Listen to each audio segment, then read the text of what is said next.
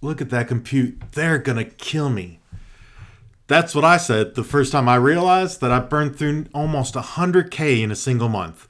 Why?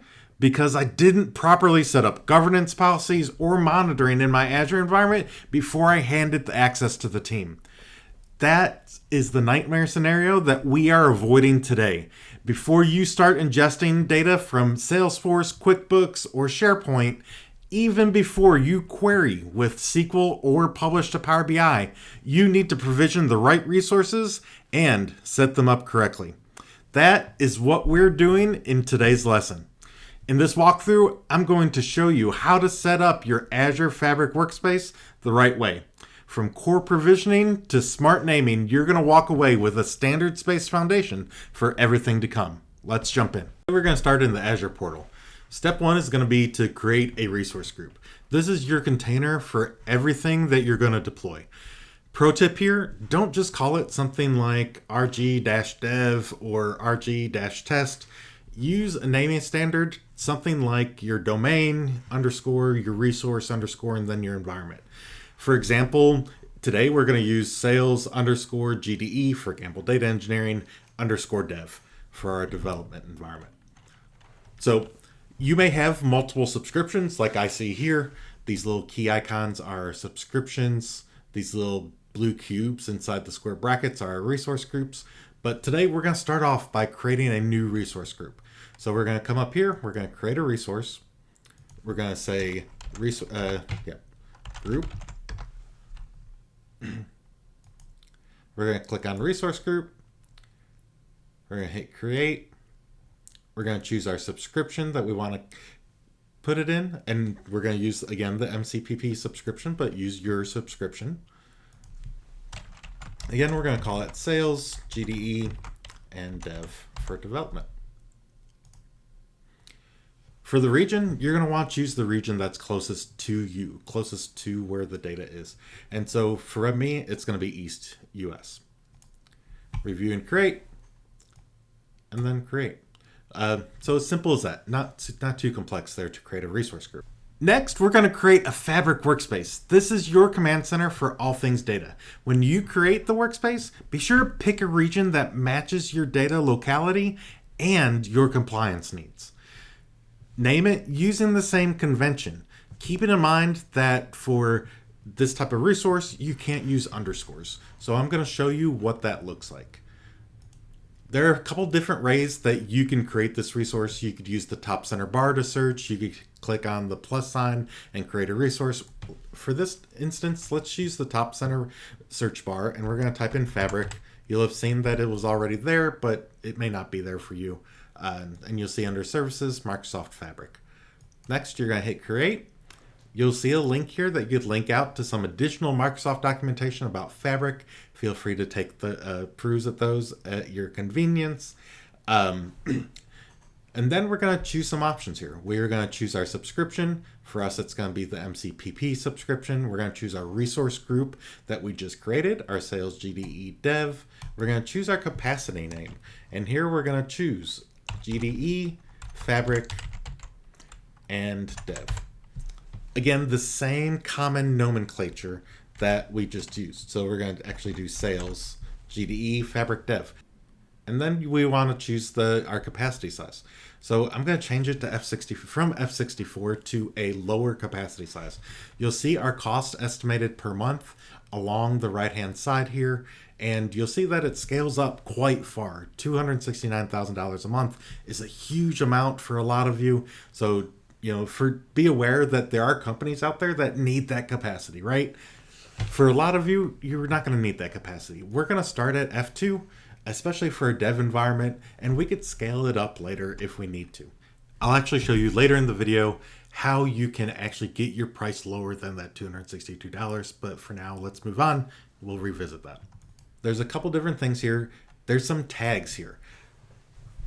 Best practice, create some tags. Create who it was created by. And we're going to say Chris Gamble. You could create like a domain, right? And so we could say sales. And a lot of this type of tagging helps you, especially when you're investigating billing issues and things like that. Let's look at review and create.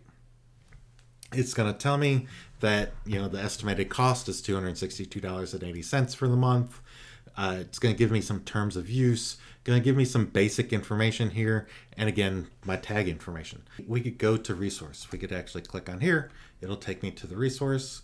We could click on the actual Fabric resource, and it's going to give us some information about the resource group, access control, and there's a bunch of, again, here's where you would change the scale or the size of your environment as you need, right? If you need to scale up, that availability is there. We're going to leave it at F2 for now.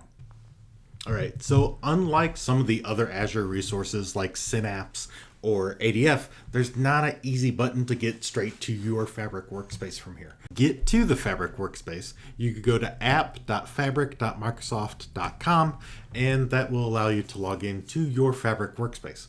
Now, once you're in your workspace, you need to probably, for the first time that you're in here, create a new workspace for your Fabric environment.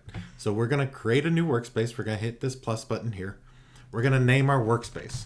Let's call it sales-gde-dev. And that will be our workspace. Add a description. Be descriptive about what you're putting into your description so other people really do know what this is being used for. We're going to skip that for now. I'm going to let you do that on your own. We're going to choose our domain. There's no domains here that we've created yet, and that's okay. We're going to leave that there. Now, you're going to have to expand advanced. Hopefully, you're the owner. If not, you may have to get some admin rights. But I'm the owner, and I'm going to choose premium per user. I'm actually going to choose the Fabric capacity here. So our Fabric capacity is what you want for this option. Next, we have an option between small semantic model, storage format, or large semantic model, storage format. And you get to click here to learn more about those differences. And so basically, if the size of your data set's more than 1 megabyte, then you could enable that. Otherwise, you could leave it at small. We're going to leave it at small for now, just because we don't need it. Next, you're going to choose your capacity. This, if you only have one Fabric resource, that is the Fabric resource that will be selected. Obviously, we just have one here, and that's what we've chosen. We want to go ahead and check the box for develop template apps, just in case we want to do that in the future. And we're going to hit apply. And that's it. We have now created our Fabric workspace. Super exciting. So we're going to enable 3 of the core capacities here. We're going to enable OneLake, Power BI, and the data engineering capacity. And, for the OneLake, that's for our storage, Power BI, obviously the reporting, and then the data engineering for our Spark and SQL authoring. So super excited about that. Let's get into that. If you are planning to automate this later with Terraform, the names you pick here will matter. So be sure that you are following that standard naming nomenclature. Be sure that you have those standards documented so other people that may be coming in to create various resources also follow that standard naming documentation. We're going to choose new item here. And we're going to start with our OneLake. And just another comment about the Terraform, those naming nomenclatures are so important because that standard naming practice, those are the things that are going to become variables in your CI/CD pipelines when you're creating that Terraform to set up future resources. So that's really why this consistency, it's not just a cosmetic thing. It's not even just a ease of understanding thing. It is actually an operational foundation that you create those standards. All right, so now let's create our Lakehouse. So we're going to go right here and we're going to say lake, if I could spell, we're going to say Lakehouse. And we're going to click on Lakehouse. We're going to name our Lakehouse. Again, standards, right? Sales. Can't use dashes. Can't use, names can only include numbers, letters, and underscores. We're going to say underscore GDE underscore dev. And we're going to add in the Lakehouse, right? Lakehouse right before dev. we could check this Lakehouse schema. This is something that's in public preview. A word of caution about things that are in public preview. Public preview is cool, it's neat, not always super supported by Microsoft. And they may disappear at any given time and never come back. So just my comment about public preview options. I like to choose them so that I could play around with them, especially for development type situations. But know that if you're counting on them to be in production, don't use them. Okay, we're gonna hit create. It's gonna create our Lakehouse. It, just like other Azure resources, it may take a couple seconds, but it's actually pretty quick. It doesn't take real long. And that's our Lakehouse now. You'll see that just like in like SQL Server, we have a default schema called DBO. If you need to know what schemas are, be sure you check out some of our previous concept videos. But we have tables, we have files. This is our Lakehouse. Very cool, right? So this is where our data is going to live. Again, keeping your naming standards consistent. You're going to use this Lakehouse to store raw, cleaned, and curated data following the medallion architecture. Just like other things, if you need to know more about medallion architecture, go back and check out those concept videos that I did about medallion architecture and data modeling. So the next thing you need to know how to do is to be able to connect your data from your data lake to Power BI so that you could create visualizations and so that your business can gain insights onto how to make the right decisions for the business. So once you have data in your data lake, and I have a data lake that has some data in it to use for an example here, but once you have data in your data lake, you can connect to that data lake from Power BI super easily. And so let me show you how to do that. We're going to open up Power BI Desktop. It's going to take a minute. It's going to go through all these beautiful icons here. And we're going to just hit on OneLake Catalog. Super easy, right? It's going to potentially prompt you to log in just like you would normally log into your Power BI workspace or your Azure workspace. One of the other things that you need to go ahead and create before the next lesson is create your key vault. This is something that you create outside of Fabric. It's not something that lives within Fabric. It's something you'll have to access to from within Fabric to a separate resource.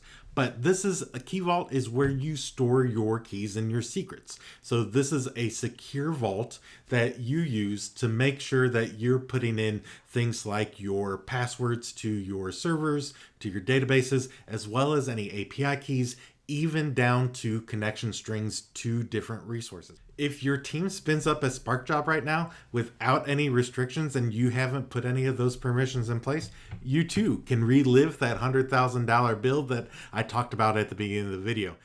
As we get in, we're going to cover governance, tagging, and cost controls in part 2B of our Azure Fabric lessons. But for now, your Fabric environment is provisioned and ready. You have your resource group created, your Fabric workspace is live, and your Lakehouse is structured. In addition, you know how to connect to Power BI from Power BI Desktop to that Lakehouse. You also have a couple of new tools in your tool belt. You have naming and standards documentation that you could download an example of from the website, as well as grab that Terraform setup preview for a head start on automation for setting up additional resources in the future. So next time, we're going to cover all that and more. But until then, go ahead and start learning how to create pipelines by checking out this video right here.